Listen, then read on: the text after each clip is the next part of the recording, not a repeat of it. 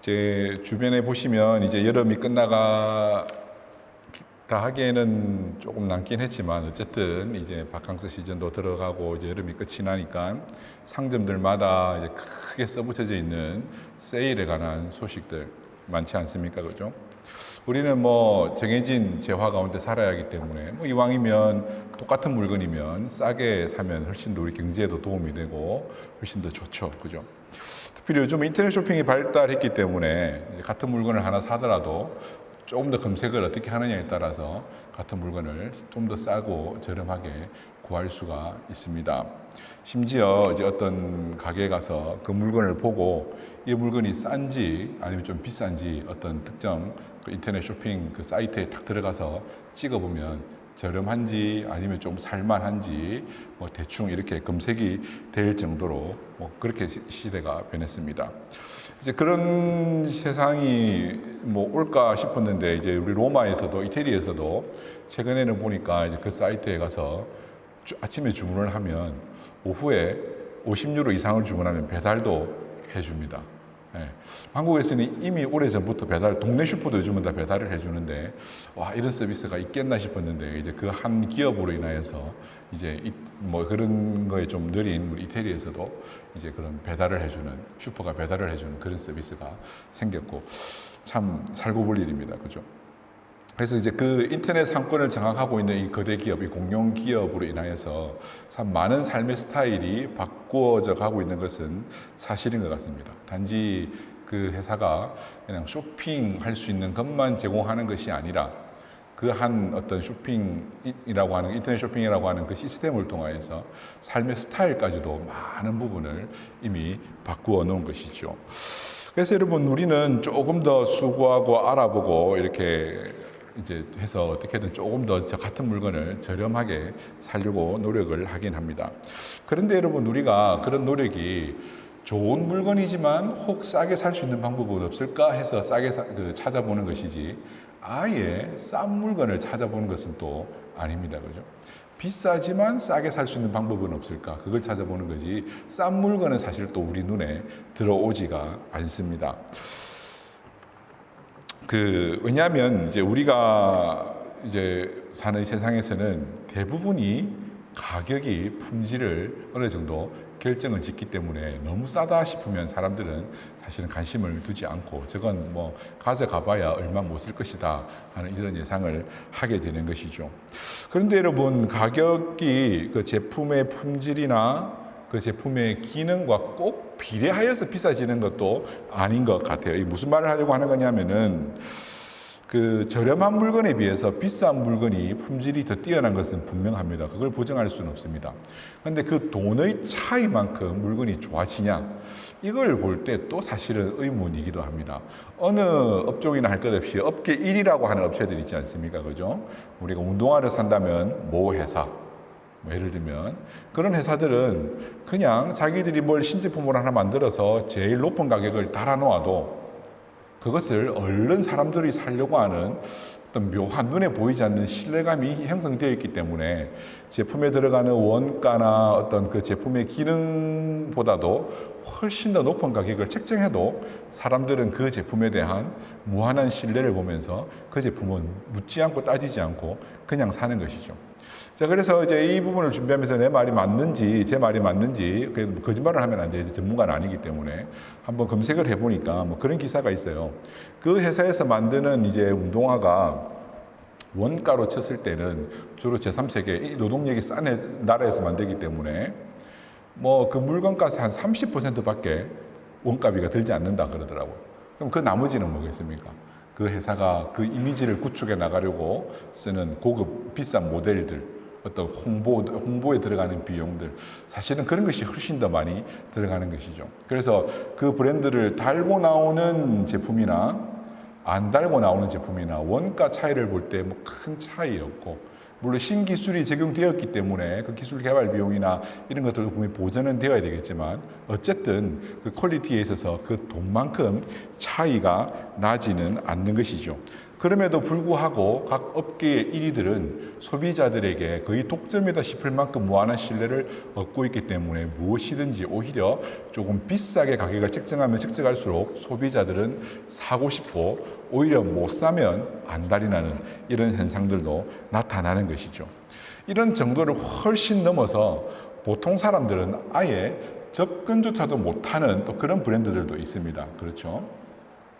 그래서 이것들도 사실은 원가를 따져보아 볼 때에 사실은 그 돈만큼 그 원가를 우리가 다시 가져오냐 이렇게 물어볼 때는 사실은 또 의문입니다. 그럼에도 불구하고 그 원가로는 계산할 수 없다고 굳게 믿고 있는 구매자들의 믿음, 그죠? 이 브랜드는 원가가 중요한 게 아니야. 이 브랜드 이름이 탁 나에게 들어왔을 때 나를 빛내게 해줄 어떤, 그죠? 실체 없는 어떤 이미지, 어떤 신뢰도, 그런 것들까지 다 계산되어 있기 때문에 그런 것들을 구매합니다. 뭐 쉬운 말로 이런 제품들을 사람들은 명품이라고 부르죠. 그죠? 명품. 물건값, 그 원가가 중요하지 않은, 원가보다도 또 다른 어떤 중요한 이미지가 함께 들어가는. 그래서 여러분, 이렇듯 이제 세상에서는 분명 첫 출발 단계로 가격만큼 품질이 결정되고 이것을 넘어서 가격과 꼭 비례하지는 않지만 뭔가 그것을 샀을 때 우리에게 주는 어떤 이미지나 부가적인 요소들, 이런 것들 때문에 많은 돈을 들인 것들이 가치가 있고 사람들은 오히려 비싼 물건이면 비싼 물건일수록 더 사고 싶고 비싸기 때문에 사고 싶은 묘한 마음이 우리 가운데 생기는 것입니다. 그럼에도 여러분, 그럼에도 불구하고 분명히 돈을 많이 준 것이 가치 있는 것인 것은 이 세상에서 어쩔 수 없는 것이긴 하지만 우리가 살아가는 세상에서는 가장 가치 있는 것들은 여전히 돈으로도 살 수 없고 그럼에도 불구하고 돈을 하나도 안 내고 다 같이 누릴 수 있는 것들입니다. 예를 들어 볼까요? 공기가 안 좋아지면 돈이 있는 사람들은 비싼 공기를 사서 마시기도 하고 공기청정기를 집에다 들여놓을 수도 있긴 합니다. 그렇다고 하더라도 그 공기를 가질 수는 없죠. 그죠? 제가 어릴 때 학교에 선생님이 조금 해외도 나가보고 신문물에 빨리 깨지신 분들이 그런 말씀을 하셨단 말입니다. 물을 사 먹는 날이 올 거다. 믿을 수가 없었죠. 지금은 이 말하는 것 자체가 웃기죠. 그죠? 네. 근데 진짜로 그때 우리나라 물이 너무너무 깨끗하고 좋았기 때문에 어디를 가든 수도꼭지를 털고 물을 그대로 마실 수 있었단 말이에요. 어디든지 약수터들이 있었고. 그런데 물을 사서 마신다고 하니까 이건 믿을 수 없는 말 같았죠. 하지만 불과 얼마 되지 않아서 물을 사서 마시고 있습니다. 그렇다 하더라도 그 물을 자기가 다 가질 수는 없는 것이죠. 그죠? 아름다운 자연, 뷰가 보이는 아주 아름다운 곳에 자기의 집을 지어다 놓을 수 있겠지만 그렇다고 하더라도 그 아름다운 자연 만물을 자기의 것으로는 삼을 수가 없는 것입니다. 거기에다 집을 지어놓고 사는 사람이나 거기 차를 타고 와서 구경하는 사람이나 누구나 알 것 없이 그 뷰는 여전히 공짜인 것이죠. 여러분, 이래서 하나님은 가장 가치 있는 것, 그래서 누구에게는 있어야 되는 것, 없어서는 안 되는 가장 가치 있는 것들은 우리에게 돈으로 사고 팔 수 없도록 하나님께서 만들어 놓으신 것입니다. 그래서 여러분, 신학적으로 이런 공기나 누구나 알 것 없이 쬐고 있는 이런 햇빛이나 이런 자연 만물들, 이런 것들을 누구나 할 것 없이 신불신간에 다 누리는 일반적인 은혜다라고 해서 일반적 은혜다, 이렇게 신학적으로는 부릅니다. 그리고 여기에다가 일반적인 은혜에 더해서 반드시 하나님을 알아야만 누릴 수 있는 특별한 은혜도 주셨습니다. 그 특별한 은혜는 뭐냐면은 바로 예수님을 알아야만 누릴 수 있는 은혜, 특별한 종인 구원인 것입니다. 여러분, 우리가 사는 데에 있던 자연이나 공기나 이런 햇빛이나 이런 모든 자연의 법칙들은 누구에게나 공평하게 적용이 됩니다. 돈이 많다고 공기를 2배로 마실 수 있는 건 아닙니다. 그죠? 누구나 할 것 없이 공짜이고 누구나 할 것 없이 독점할 수 없는 것입니다. 여기에 더해서 꼭 우리 모두가 받아야 되는 이 구원의 특별한 은혜도 하나님은 여기에다가 아무런 대가를 우리에게 요구하시지 않습니다. 그렇기 때문에 우리 모두가 다 아무런 어떤 대가 없이 하나님 앞에서 이 구원을 받아 누릴 수 있는 것이죠. 그런데 여러분, 사람들은 앞에서도 제가 장황하게 좀 설명을 드렸는데 사람들은 값이 매겨지지 않으면 하찮은 것이라 얘기입니다. 좀 그런 게 있죠, 사람들은. 왜냐하면 공짜기 때문에 그건 뭐 있어도 되고 없어도 되고 내가 언제든 가질 수 있는 것이라 굳게 믿기 때문입니다. 그래서 여러분 사람들은 하나님의 은혜도 하찮게 여깁니다. 은혜니까, 공짜니까 그냥 별것 없어도 되지 않는 것인가 생각을 합니다. 여러분 아마 혹시 누군가가 평생 한 알만 먹으면 평생 배가 고프지 않을 알약을 개발했다고 생각을 해봅시다. 이 한 알만 먹으면 평생 음식을 먹지 않아도 됩니다. 굶어 죽지 않습니다. 그런데 이 알약 하나를 1억에 판다고 생각해 봅시다. 여러분 사겠습니까? 안 사겠습니까? 1억에 평생이면 살만하지 않습니까? 그죠? 우리가 평생 일하는 이유가 먹고 살기 위해서 일을 하는데 1억 내고 평생 먹지 않아도 된다라고 하면 물론 음식의 맛을 느끼고 이런 어떤 우리에게 주는 즐거움도 있지만 이런 거는 좀 내려놓고 먹고 굶어 죽느냐 굶어 죽지 않느냐의 문제로만 본다면 1억의 평생을 우리가 담보할 수 있다면 사실 할 만한 일이죠. 그런데 여러분 놀라운 것은 이런 알약을 누가 공짜로 나눠주기 시작하면 이것을 먹는 사람은 많지 않을 겁니다. 물론 가정이니까 알 수는 없죠. 왜냐하면 사람들은 공짜로 준다 하면 별로 신뢰는 안 하기 때문입니다. 그래서 여러분 1억 사기를 당하는 사람은 있어도 공짜로 주는 알약은 먹지 않을 겁니다. 이처럼 여러분 많은 사람들은 이와 같이 하나님의 은혜가 공짜로 주어지다 보니까 이 은혜를 하찮게 여기고 하나님께 은혜를 구하지 않고 사는 사람이 많습니다. 값이 나가지 않은 거니까 그걸 가져도 뭐 별로 귀한 것으로 여기지 못하는 것이죠. 그런데 여러분 하나님이 우리에게 은혜를 공짜로 주시는 이유는 하나님의 은혜의 가치가 없어서가 아니라 우리가 값을 지불할 수 없기 때문에 받지 않으시는 겁니다. 우리에게 그 어떤 것을 받아봤자 하나님에게는 아무런 가치 없는 것들입니다. 그 받아 뭐합니까? 그럴 바에야 공짜로 주는 게 훨씬 낫죠. 공짜로 주는 게 훨씬 낫죠. 왜? 인심이라도 얻으니까. 인심이라도 얻으니까. 하나님은 여러분 우리가 지불할 능력이 없어서 그저 주신 것이지 하나님이 주시는 것이 하찮은 것이어서 우리에게 주시는 것은 절대로 아닙니다. 그래서 사랑하는 성도 여러분, 하나님이 우리에게 거저 주신 구원의 은혜를 귀한 것으로 늘 기억할 수 있는 여러분 되시기를 바랍니다. 하나님이 우리에게 주시는 은혜를 가치 있는 것으로 여기고 그 은혜 받기 위하여서 구하고 찾는 우리 여러분들 되시기를 바랍니다. 하나님은 누구에게나 은혜 주시지만 그 은혜의 가치를 알지 못하는 자에게는 은혜를 주시지 않습니다. 돼지 목에 진주를 걸지 말라고 하잖아요. 그죠? 그저 발에 밟힐 뿐이기 때문입니다. 돼지에게는 진주를 줄 필요가 없습니다. 왜요? 진주는 먹을 수 있는 것도 아니고 별 좋은 게 아니거든요. 돼지에게는 먹을 것만 있으면 됩니다. 이처럼 하나님의 은혜의 그 진주를 가치를 깨닫지 못하는 사람에게는 하나님에게는 그 은혜의 진주를 걸어주시지 않습니다. 왜? 우리에게 필요한 것이 아니기 때문입니다. 그래서 여러분 오늘 말씀을 통해 우리에게 값없이 주시는 하나님의 그 은혜의 의미와 우리가 어떻게 그 은혜를 받아 누릴 수 있는지 좀 더 생각을 해보려고 하는데요. 오늘 본문은 목마른 자들에 대한 하나님의 초대로 시작을 합니다. 이 초대는 하나님의 은혜가 필요한 자들, 은혜를 필요로 하는 자들에 대한 하나님의 무한한 자비입니다. 초대의 대상을 한번 보십시오. 55장 1절 오호라 너희 모든 목마른 자들아. 모든이라는 단서가 달려있죠. 그죠? 누구나입니다. 누구나 와서 이 은혜의 물을 마시라는 겁니다. 그런데 조건이 하나 있습니다. 뭐 자격 요건이라고 표현하긴 그렇고요. 누구든 올 수 있지만 올 수 있는데 좀 조건이 하나 있습니다. 그게 뭐냐면 목마른 자만 올 수 있습니다. 목마르지 않은데 올 필요가 없는 거죠. 하나님의 초대는 여러분 누구도 막을 수 없습니다. 하나님의 그 초대에 응하기 위해서는 어떤 자격도 필요 없습니다. 우리를 하나님의 구원으로부터 끊어놓을 수 있는 것은 아무것도 없는 줄로 믿습니다. 그 어떤 대적들의 공격이라 할지라도 하나님이 우리를 구원하시겠다고 은혜 베푸시면 아무도 우리를 막을 수가 없습니다. 환경도 심지어 죽음까지도 우리를 하나님의 사랑에서 끊어놓을 수는 없습니다. 그런데 단 하나 우리를 하나님의 사랑에서 끊을 수 있는 것이 있는데 그건 뭐냐면 바로 하나님의 은혜를 사모하지 않는 우리 자신입니다. 하나님으로부터 구원받지 않으려고 하는 자는 구원을 받을 수가 없습니다. 이건 어떤 외부적 조건에 의해서가 아니라 자기가 하나님의 구원을 믿지 않고 하나님의 구원을 신뢰하지 않기 때문에 그렇습니다. 그래서 여러분 하나님의 초대를 거부할 수 없는 것은 오직 우리 자신인 겁니다. 왜 우리가 하나님의 초대를 거부하겠습니까? 이유는 목마르지 않기 때문입니다. 스스로 낮아져서 예수 그리스도 앞에 낮아져 겸비하여 그 은혜를 구할 만큼 우리의 인생이 비참하지 않다고 생각하는 것이죠. 내가 그 정도로 목마르진 않다고 생각하는 것이죠. 여러분, 누가복음 14장에는 큰 잔치의 비유가 나옵니다. 오래지 않아서 제가 한번 설교를 한 적이 있는데요. 주인이 초대장을 돌렸습니다.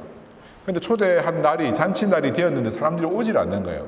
그래서 종을 보내서 왜 안 오냐 물어보니까 한 사람은 밭을 사서 못 오고, 한 사람은 소를 사서 소를 체험해 본다고 못 오고, 한 사람은 최근에 장가를 들어서 못 오고, 이러면서 그 잔치에 오질 않는 겁니다.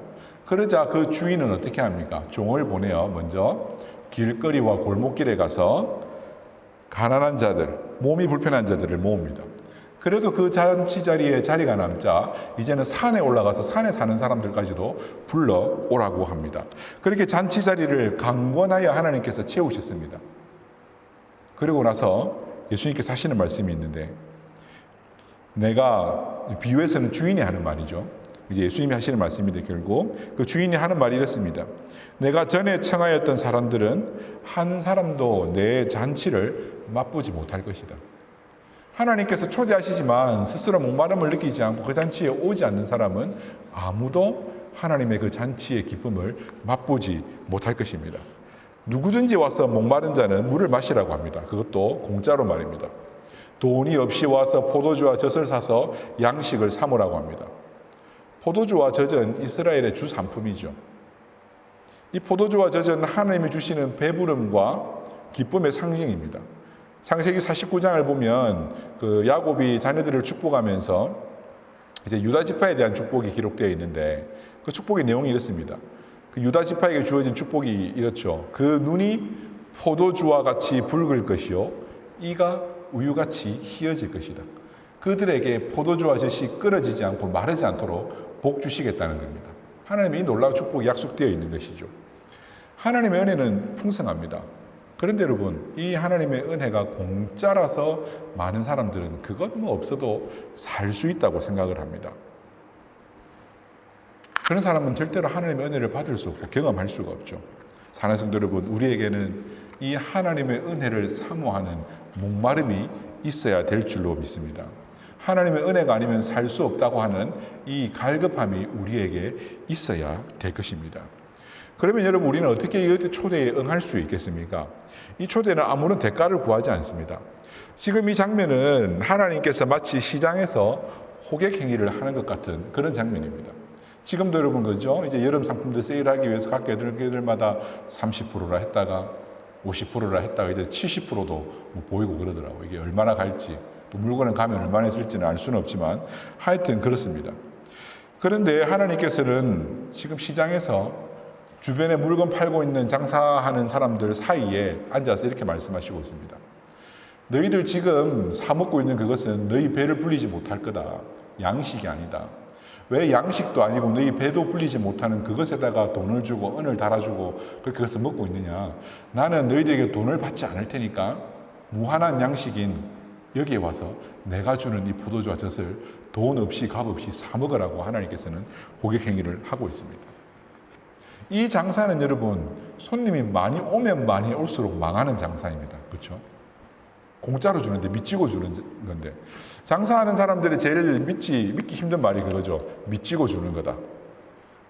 그럴 때도 있을 겁니다. 그죠?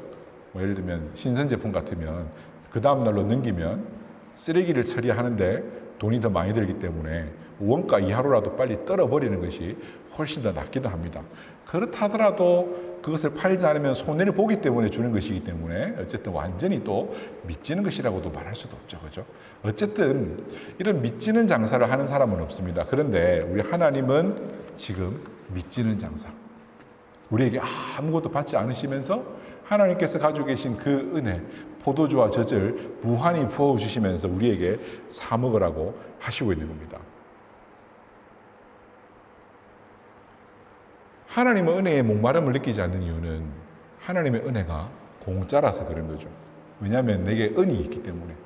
내가 공짜로 파는 음식까지 사 먹을 정도 비참한 사람은 아닌데, 여러분 이제 우리나라도 잘 살기 때문에 어디 가서 무료로 먹을 걸 나눠준다 그러면 사람들 잘 안 먹습니다.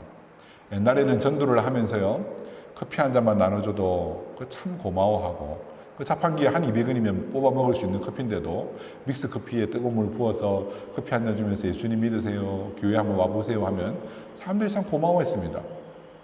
사탕이라도 하나 놔두면 그거 가져가려고 그랬습니다. 근데 요즘은 뭐 그런 거에 크게 몇 발 가서 몇천 원 내고 좋은 카페에 가서 커피를 한 잔 마시지 굳이 뭐 그런 걸 사람들이 애써 먹으려고 하지 않습니다. 공짜로 주는 것에 그렇게 목말라 하지 않죠. 왜 그렇습니까?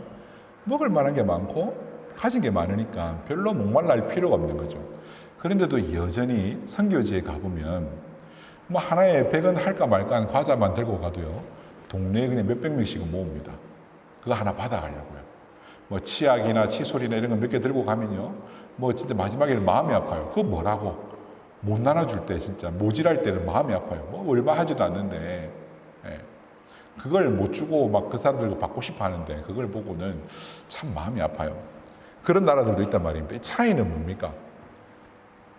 그것 아니면은 먹을 게 없는 사람과 그것 아니라도 먹을 게 있는 사람의 차이인 것이죠. 근데 하나님께서는 이렇게 말씀하십니다. 네가 지금 그것 사 먹고 있으면서 배가 부르다라고 하는데 네가 먹고 있는 그것은 너를 배부르게 못한다. 내 영혼의 무추림을 해결하지 못한다. 참 양식이 아니다. 내게로 와라. 돈 안 받을 테니까 제발 와서 나한테 사 먹어라. 라고 우리에게 은혜를 주시려고 우리를 초청하고 계시는 것이죠. 이는 여러분 이스라엘의 우상숭배와 연관된 표현입니다. 이사야서는 이스라엘 백성들이 우상숭배로 인하여서 포로로 끌려간 그 상황에서 그들에게 주시는 말씀이잖아요. 그죠? 이사야 46장 6절을 보시면 사람들이 주머니에서 금을 쏟아내며 은을 저울에 달아 도금장이에게 주고 그것으로 신을 만들게 하고 그것에 엎드려 경배하며 이렇게 말씀하고 있습니다. 사람들이 주머니에 있는 금과 은을 쏟아내어 도금장에게 갖다 줘서 뭘 만들었다고요? 우상을 만들어 준 겁니다. 그러면서 하는 말이 뭡니까? 오늘 우리에게 먹을 것을 주는 자는, 존재는 이 우상이다라고 하는 거죠. 그러니까 하나님 앞에 머리 숙이기가 싫은 거예요. 왜? 내 주머니에 있는 금으로 우상을 만들면 내가 우상을 가지고 다니고 내 마음대로 할 수 있는데, 그렇게 먹고 살고 싶은데 하나님 앞에 그냥 하나님 저 공짜 싫고요, 그냥 내 돈으로 사 먹을 테니까 나한테 이래라 저래라 하지 마세요라고 하는 게 우리의 마음인 것이죠. 우상을 숭배하는 자들의 마음인 것이죠. 하나님 저 은이 있다니까요.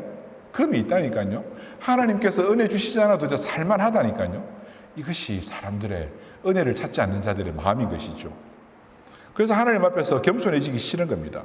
내 힘으로 먹고 살고 싶지 하나님 앞에서 뭐 이렇게 얻어먹고 싶지 않다는 거예요. 여러분, 세상에는 두 부류의 사람이 살아가고 있습니다. 한 부류는 자기가 가진 재산으로 사람들에게 일을 시켜서 돈을 버는 사람이 있고요. 또 나머지 부류는 그 재산을 가진 사람에게 품삯을 얻기 위해 일을 하면서 먹고 사는 사람이 있습니다. 그렇죠? 쉽게 말해서 부자와 가난한 사람이 있다 이 말입니다. 금수저와 흙수저가 있다 이 말입니다. 그러니까 자기가 가진 어떤 사업으로 월급 주면서 돈 버는 사람이 있고 그 월급으로 돈 버는 사람이 있고 결국은 이 땅에서 먹고 살기 위해 어쨌든 뭔가를 하며 움직여야 되는 사람들 뿐이라는 거죠. 그런데 여러분, 재물이 많든 적든 어떻게든 먹고는 사는데 우리가 기억해야 할 것이 있습니다. 이 땅에서 먹고 사는 것만으로는 우리에게 충분한 양식이 될 수 없다는 것입니다. 이 땅에서 잘 먹고 잘 사는 것만으로 우리가 구원을 받을 수는 없다는 말입니다. 이 땅에서 잘 먹고 잘 사는 것만으로는 우리의 영혼에 참된 만족이 있을 수는 없다는 것입니다. 육의 양식이 필요가 없다는 말이 아닙니다. 우리는 이런 모양이든 저런 모양이든 세상에서 일을 하며 먹고 살아야 됩니다. 근데 중요한 것은 이 육의 양식이 우리에게 필요할지는 모르겠지만 이것이 우리에게 충분하지는 않다는 것을 늘 기억해야 합니다. 분명 우리는 과거에 비해 훨씬 더 먹고 살기 좋은 세상에 삽니다. 과거에는 돈이 있어도 먹지 못하는 것들을 요즘은 돈이 별로 없는 사람도 많이 과거에 비해서 누리며 삽니다. 그죠? 그럼에도 불구하고 여전히 우리는 과거나 현재나 할 것 없이 영혼의 목마름이 있습니다. 근데 이 영혼의 목마름을 인정하지 않죠. 계속해서 내가 가진 것으로 나는 이 목마름을 해결할 수 있을 것이다라고 하며 우상에게다가 은을 갖다 바치며 내가 믿고 의지하는 그것 앞에서 먹을 것을 구하며 살아가고 있는 것이죠. 그런 우리들에게 하나님께서 말씀하십니다. 왜 양식이 아닌 것에 돈을 주고 은을 달아주느냐. 정작 아무것도 요구하지 않는 하나님께서는 참 양식을 주시고 있는데 왜 이것은 좀 먹고 마시지 않느냐라는 겁니다. 하나님은 우리에게 아무것도 원치 않았습니다. 그것은 하나님이 주시는 것이 가치가 없는 것이라서 아니라 우리에게 있는 그 어떤 것으로도 하나님께 보상이 안 되기 때문입니다. 그래서 여러분, 하나님은 우리에게 어떤 자격을 요구하지 않습니다. 우리의 어떤 공로로도, 우리의 힘으로도, 우리의 지혜로도 하나님 앞에 설 수가 없습니다. 이것이 우리에게 얼마나 은혜가 되고 위로가 되는 말씀인지 모릅니다. 사람들은 이게 절망감을 느낍니다. 어떤 자격으로도 가질 수가 없다면 어떻게 해야 되는가? 하나님의 은혜의 본질을 모르기 때문이죠. 근데 하나님의 은혜를 받은 사람, 하나님의 은혜를 깨달은 사람들은 이것이 우리에게 얼마나 위로가 되는 말씀인지 모릅니다. 내 자격과 힘과 능력과 공로 그 어떤 것으로도 하나님의 은혜를 받을 수 없군요. 이것이 절망이 아니라 우리에게 위로가 되는 것은 그래서 하나님께서는 우리에게 그냥 은혜를 주시는 겁니다. 믿으십니까? 하나님께서 우리에게 그냥 주시는 그 은혜, 그 위로로 살아가시는 여러분 되시기를 바랍니다. 지금 우상숭배로 인해 포로가 된 이스라엘처럼 우리는 하나님 앞에 설 면목이 없고 하나님의 은혜를 구할 수 없는 자들이지만 하나님은 오늘도 우리에게 또다시 한번 부르시고 초대하십니다. 누구든 와서 마셔라. 누구든 와서 마셔라. 하지만 와서 목이 마른 자여야 한다. 이게 어떻게 가능한 일이겠습니까? 하나님께서 우리를 위하여 이미 값을 지불한 은혜를 주시기 때문입니다. 3절을 한번 보실까요? 55장 3절. 너희는 귀를 기울이고 내게로 나와 들으라. 하나님께서 우리에게 요구하시는 결국 이겁니다. 내게 와서 들으라. 우상 숭배하는 자들은 하나님의 말씀을 안 듣는 사람들이죠. 우리가 하나님의 은혜를 목말라 한다는 것은 뭡니까? 결국 하나님의 말씀을 듣는다는 거예요. 내게로 와서 들으라. 그러면 너희 영혼이 살리라. 하나님의 말씀의 초대에 응하라는 말씀입니다. 우상의 말을 듣지 말고 하나님의 말씀을 들으라는 거죠. 그러면 어떻게 된다고요? 너희 영혼이 살리라. 왜 우리는 하나님의 말씀을 들어야 합니까? 하나님은 공짜가 아니라 우리에게 받지 않으시는 것이죠. 하나님께서 이미 값을 지불한 것이죠. 그 이후에 계속 읽어볼까요? 3절에 그 이후에 너희 영혼이 살리라. 그 이후에 내가 너희를 위하여 영원한 언약을 맺으리니 곧 다윗에게 허락한 확실한 은혜이니라. 하나님이 다윗과 약속을 하셨습니다. 이 약속을 이제 문자적으로는 계약이라고도 번역을 해볼 수 있고요. 계약 아시죠? 계약. 갑과 을이 맺는 계약. 그런데 하나님이 다윗과 계약을 맺으실 때에 갑과 을이 동등한 상태에서 계약을 맺은 것이 아니라 하나님이 혼자 계약하시고 하나님이 사인하고 이 계약서를 하나님이 혼자 다 끝내셨어요. 그래서 이것을 우리는 쌍방간의 동등한 조건에서의 갑과 을의 계약이라고 부르지 않고 갑 중에 갑 오브 더 갑, 슈퍼 갑이신 우리 하나님의 독자적인 계약이라고 해서 이걸 조금 다른 용어로 표현합니다. 이것을 언약이라고 부릅니다. 하나님의 언약이란 우리의 노력이 들어가지 않는 하나님께서 약속하시고 하나님께서 서명하셨고 하나님께서 성취하시는 것이 하나님께서 우리에게 주시는 하나님의 언약 체결인 것입니다. 이 계약서에서 을이 우리가 할 수 있는 것이 아무것도 없습니다. 해야 할 것은 분명히 있긴 있는데 우리는 잘 못합니다. 그런 것까지도 하나님께서는 다 감안하시고 이 계약서상에 하나님께서 다 계획을 넣어 놓으시고 완성하신 것이죠. 시편 89편에는 보면 이런 말씀이 있습니다. 하나님은 다윗의 왕위가 영원하리라 약속을 하십니다. 약속하신 거예요. 계약이 아니라 언약이에요. 다윗의 왕위가 끊어지지 않을 것이다. 즉 하나님께서 우리에게 약속하신 이것, 누구든지 오면 값없이 돈 없이 사 먹을 수 있다 하신 이 약속은 하나님께서 홀로 완성하신 하나님의 언약이라는 것이죠. 그래서 하나님께서 이미 계약서 쓰시고 그냥 끝내신 거예요. 그래서 이 약속이 영원할 것이라는 겁니다. 이 영원한 약속은 다윗의 후손으로 오신 참 다윗 왕이신 예수 그리스도를 통해서 우리에게 다 이루어지신 거예요. 예수님은 하나님의 계약서의 사인이시오, 보증이시오, 우리를 위한 모든 은혜의 혜택인 것입니다. 우리가 하나님 앞에 나아가 값없이 돈 없이 살 수 없는 자들이지만 하나님께 쓰신 계약서가 있단 말입니다. 누구입니까? 바로 예수 그리스도 그 보혈로 서명하신 그 하나님의 언약을 우리가 들고 하나님 앞에 나아갈 때에 우리는 값없이 돈 없이 받을 수 있는 언약의 체결서를 가지고 있는 것이죠. 하나님, 우리는 자격이 없죠. 공로가 없죠. 하나님의 은혜를 받을 수가 없는 거죠. 근데 하나님 부끄럽긴 한데 이거 뭐죠? 하나님이 전에 저한테 써주신 것 같은데 여기 보니까 예수 그리스도의 보혈로 사인이 되어 있네요. 언제든 오면 하나님의 은혜를 받을 수 있다. 그 언약의 체결로 인하여서 오늘 우리는 하나님 앞에 나아가 하나님의 은혜를 구할 수 있는 것입니다. 요한복음 7장 37절에서 예수님은 이렇게 말씀하십니다. 누구든지 목마르거든 내게로 와서 마셔라. 나를 믿는 자는 성경의 이름같이 그 배에서 생수의 강이 흘러넘치리라. 할렐루야. 누구든지 예수 그리스도의 이름을 부르고 하나님 앞에 나아오는 자는 영원히 목마르지 않는 그 생수를 마시게 될 줄로 믿습니다. 그냥 얻어 마시는 정도가 아니라 우리 배 속에서 날마다 솟아나는 성령의 생수가, 그 은혜의 생수가 우리 안에서 흘러 넘칠 줄로 믿습니다. 누구든지 목마른 자는 하나님께로 와서 이 생수를 마십시오. 우리에게 주시는 이 생수, 우리 안에서 흘러 넘치는 이 생수를 날마다 마시는 여러분 되시기를 바랍니다. 그러려면 이 생수가 아니고서는 목마름을 해결할 수 없음을 알아야 되고, 우리를 위하여 초대하시는 그 하나님의 부르심 앞에 우리는 귀를 기울이며 그 말씀을 들어야 하는 것이죠. 너희는 내게 귀를 기울이라. 내게 나와 들으라. 그리하면 너희 영혼이 살리라 하신 이 말씀을 우리는 들어야 하는 것입니다. 오늘 읽진 않았지만 6절 말씀은 이렇게 말씀합니다.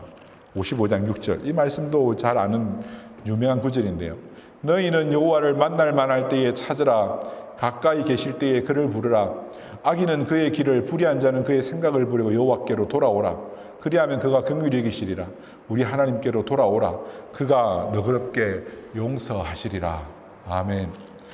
악인들은, 불의한 자는 하나님의 말씀을 들으러 오지 않는다고 하나님께서 말씀하십니다. 이건 좀 전에 설명드린 것처럼 그 시장에서 은이 아닌 것에 가서 은을 달아주며 음식을 사먹는 것 같은 행위인 것이죠. 값을 받지 않을 테니 와서 먹으라고 하신 이 하나님의 말씀을 듣지 않는 것이 불의한 자라는 말입니다. 우리에게 죄가 없어서 우리가 의로운 것이 아니라 하나님께로 돌아왔기 때문에 우리에게는 그 은혜로 의로움이 있는 것이죠. 불의한 자와 의인의 차이는 결국은 이 초대, 누구든지 목마른 자는 내게로 와서 먹으라, 내 말에 귀를 기울이라 하시는 이 초대의 말씀을 듣고 나와 응할 때에는 의로운 자가 되는 것이며, 이 초대에 응하지 않을 때는 자기 길을 찾는, 자기 길만 구하는, 우상 앞에서 절하는 악한 자가 되는 것이죠. 사랑하는 성도 여러분, 하나님의 말씀을 듣고 사는 자는 영이 살아 풍성한 생수를 마시며 살아가게 될 줄로 믿습니다. 우리가 여호와 하나님을 만날 때는 바로 지금인 줄로 믿습니다. 하나님께서 우리에게 가까이 계실 이때가 우리가 하나님을 찾을 때인 줄로 믿습니다. 극상품 포도주와 젖으로 우리를 먹이시며 우리에게 기쁨을 주시는 그 하나님의 은혜를 얻기 위하여서 날마다 하나님의 은혜 앞에 목말라 하며 그 음성 듣기 위하여 엎드리며 머리 숙이는 사랑하는 귀한 성도들 되시고, 그래서 하나님의 은혜 가운데 풍성히 누리며 살아가시는 우리 귀한 성도님들 다 되시기를 주의 이름으로 축복합니다.